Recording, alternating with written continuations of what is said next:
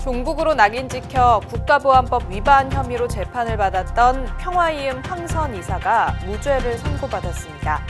평화나무가 황선 이사를 만나 그간의 이야기들을 들어봤습니다. 조국 전 법무부 장관이 자신과 딸의 일러스트를 성매매 유인 기사에 삽입한 조선일보를 상대로 법적 대응에 나섰습니다. 조선일보가 두 차례 사과문을 실은 데 이어 지난달 30일에는 한계면을 털어 재발 방지 대책까지 냈지만 소송전을 염두에 둔 조치일 뿐 진정성은 없다는 지적이 나오고 있습니다.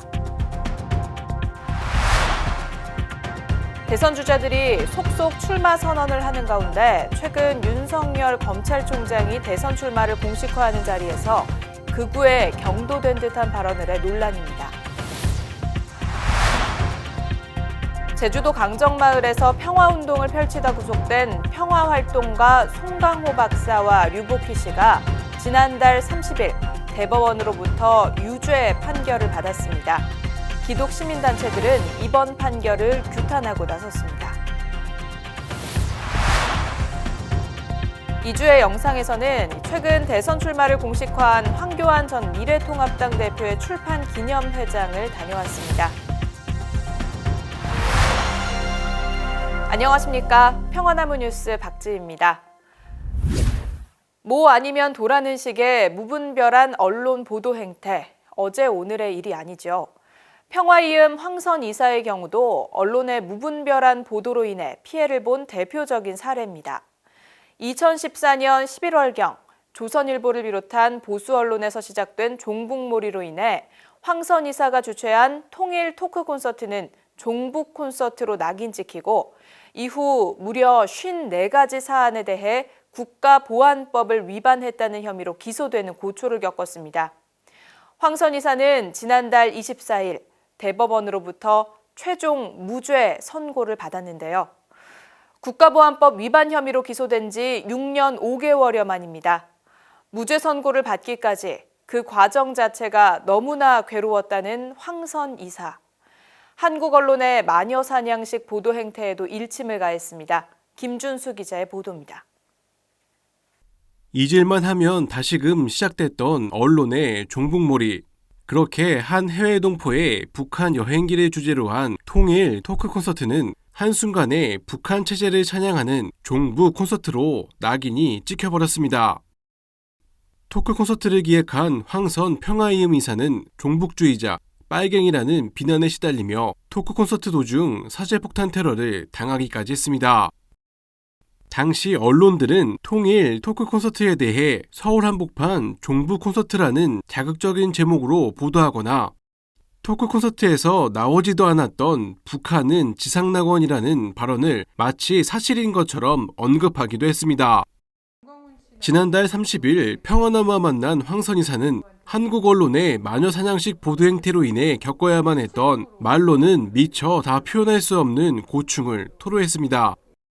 그 과정 자체가 너무 괴로웠고요. 제가 통일 토크 콘서트라는 것을 하고 종북몰이가 시작되고 수개월 동안 그 일거수일투족 그리고 막 정말 정말 뭐랄까 스토킹 당하는 그런 느낌이었죠. 저희 친정어머니와 아이들밖에 없는 집에 압수수색 당하고 7년에 가까운 시간이 흐른 끝에 지난달 24일 대법원으로부터 최종 무죄 선고를 받았지만 언론사나 기자로부터 사과는 없었습니다. 지금 대법원 판결이 났다고 해서 제가 그 굴레를 벗을 수 있을까 이런 생각이 또 들어요. 낙인이 찍혔고 그 낙인에 대해서 지울 수 없는 것이 된 거잖아요. 그래서 언론개혁의 필요성을 강조한 황선 이사는 근현대사 속에서 분단체제 고착하에 시발점이 되기도 했던 한국 언론의 각성을 촉구하기도 했습니다. 제가 이제 법정에서도 이런 얘기를 했었거든요. 법정에서도 그 얘기를 했었는데 언론이 얼마나 중요한가. 이제 분단 고착화로 가는 과정에서 그때 당시에 신탁통치를 왜곡 보도하면서 이게 이제 반탁, 찬탁으로 나눠져서 급격하게 여론이 이제 균열되고 결국 분단 고착화로 가는 데서 작용을 한 게 있거든요. 특히나 그 반통의 세력의 어떤 나팔수가 돼서 그런 역할을 하는 그런 언론으로서의 역할 말고 민족 언론으로서 역할을 좀 잘 해주면 좋겠다.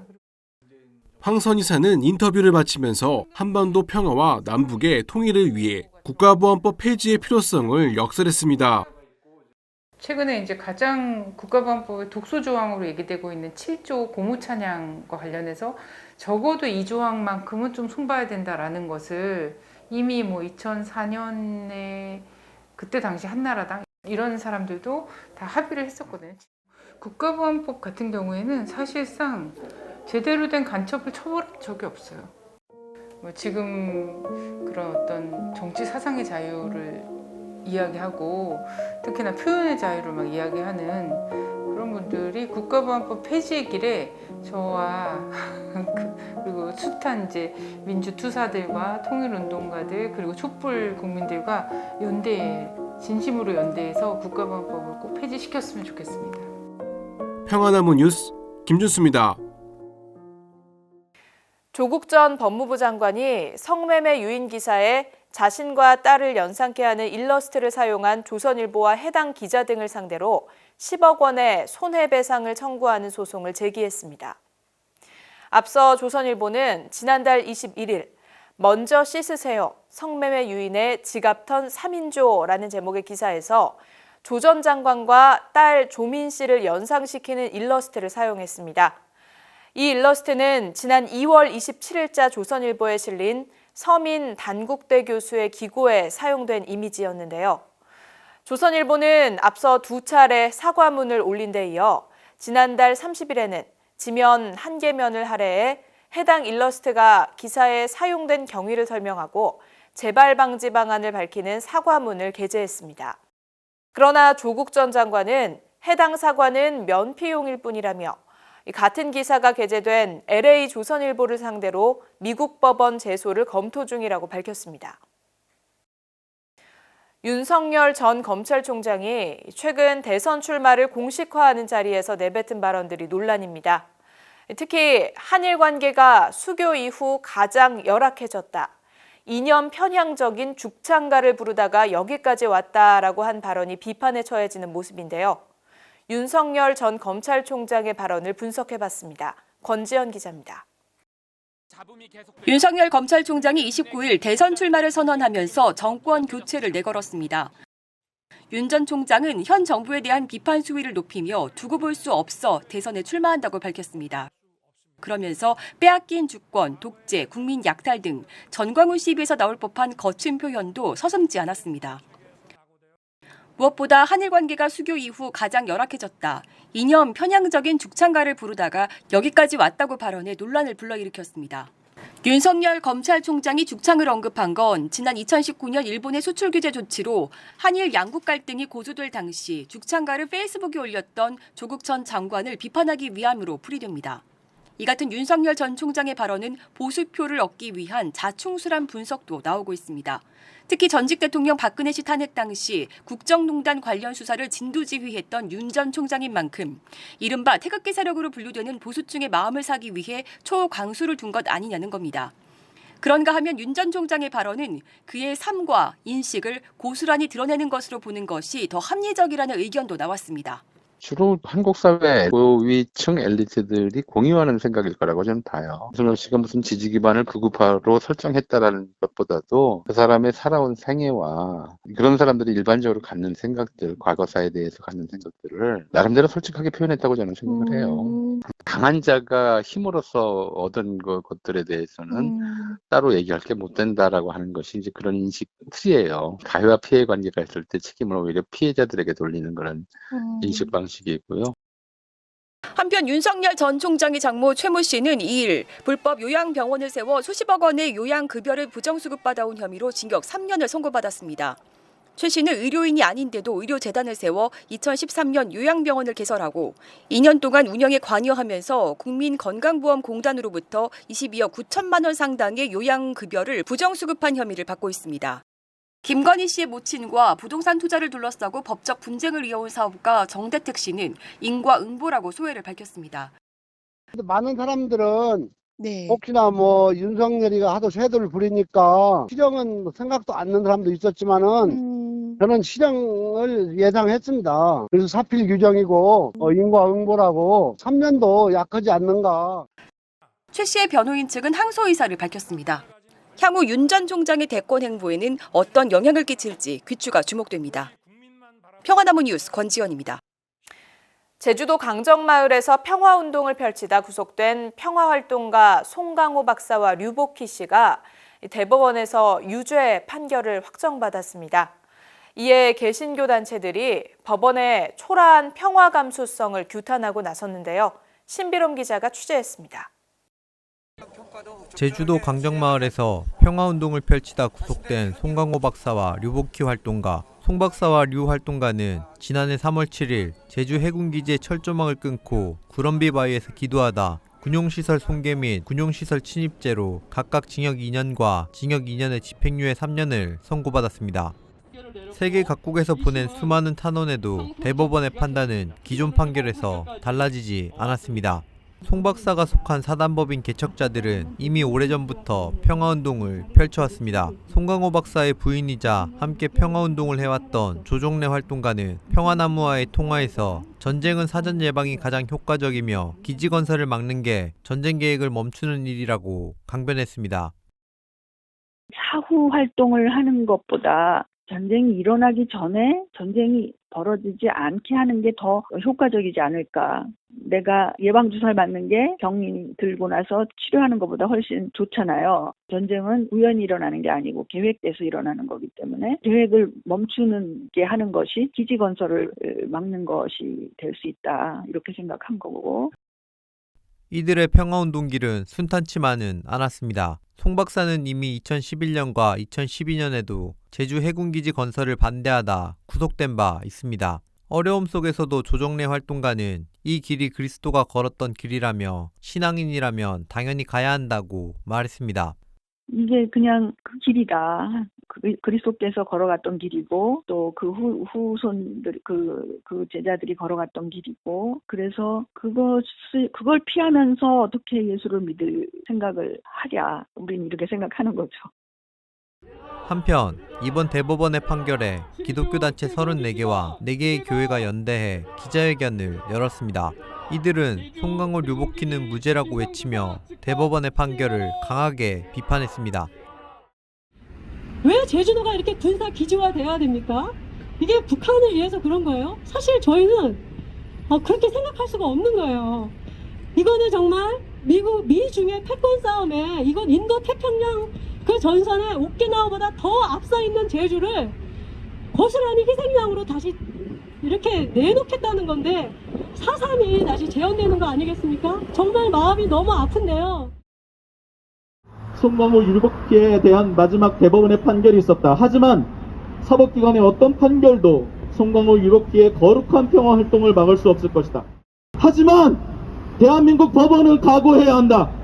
평생을 일관되게 국제평화활동가로 살아온 이들에게 징역 2년의 실형을 내리는 초라한 평화 감수성의 사법기관으로서의 국제적 수치를 각오해야 할 것이다. 대한민국의 사법기관의 판결과 상관없이 송강호와 류복희는 무죄다. 송 박사 출소 이후 제주평화학교와 공평의 프로젝트를 준비 중이라는 조정래 활동가와 개척자들, 평화를 향한 이들의 발걸음은 멈추지 않을 전망입니다.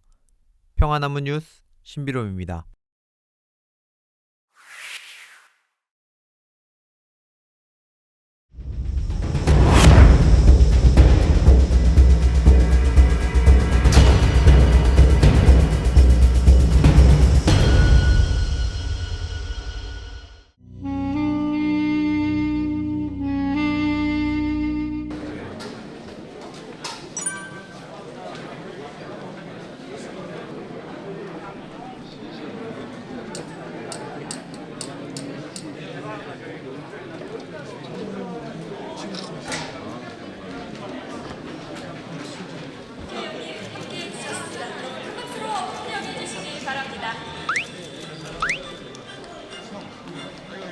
황교안 대표님을 큰 박수로 환영해 주시기 바랍니다. 네, 반갑습니다.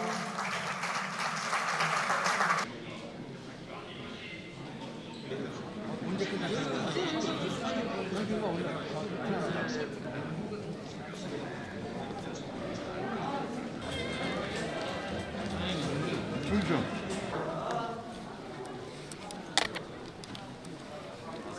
네네, 마스크 쓰고. 어제 같은 경우 이제 윤석열 전 검찰총장이 이제 최재형 감사원장 출근. 윤석열 전 총장이 그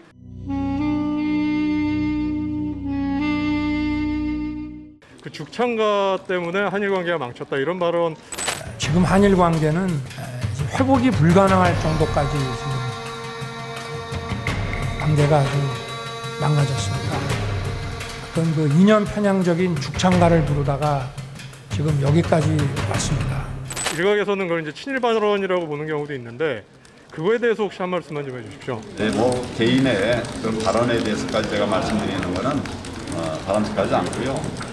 우리의 우방들, 우리가 가까이 지내는 이런 여러 나라들과 함께 미래를 만들어가는 것 굉장히 중요하다고 생각합니다. 뭐 미국이라든지 유럽이라든지 그 나라들이 우리가 같이 했고 일본도 마찬가지예요. 그래서 그런 측면에서 과거를 넘어서 이제 미래로 가는 그 여정을 함께하는 것은 필요하다고 생각합니다. 그래요. 감사합니다. 감사합니다. 악수 한번 합시다.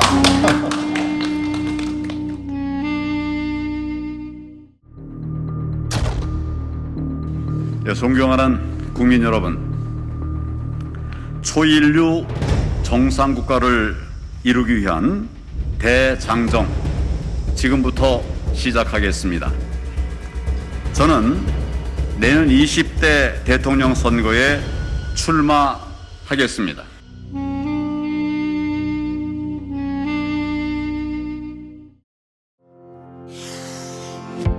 단신입니다. 담임 목사의 성비위 의혹으로 사임 논란이 불거졌던 기독교 대한감리회 소속 A교회가 지난달 27일 임시당회를 열고 담임 목사를 재신임하기로 결정했습니다.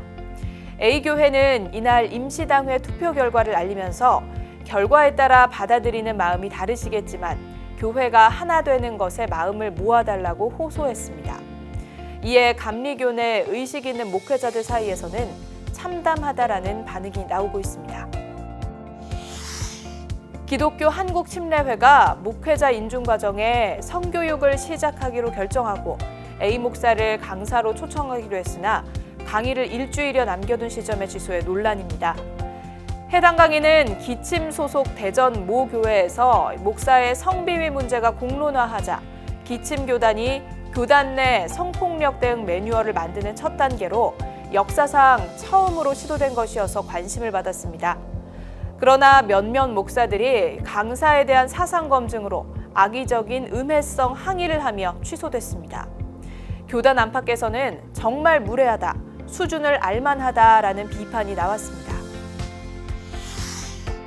미얀마에서 군부 쿠데타로 연일 유혈 사태가 일어나는 가운데 미얀마 군부가 지난달 30일 쿠데타 반대 시위에 참여해 구금했던 2,296명의 수감자를 석방했습니다. 군 대변인인 자우민투는 오늘 석방한 이들은 시위에 참여는 했지만 주도적인 역할은 하지 않았고 폭력 행위에 가담하지 않았다고 설명했는데요. 이날 석방을 놓고 미얀마 내부에서는 국제사회에 보여주기식용이라는 분석이 나오고 있습니다. 오는 7월 6일 평화나무 미디어 비평지 저널리즘 17호가 발행됩니다. 오늘 뉴스는 여기까지입니다. 시청해주신 여러분 고맙습니다.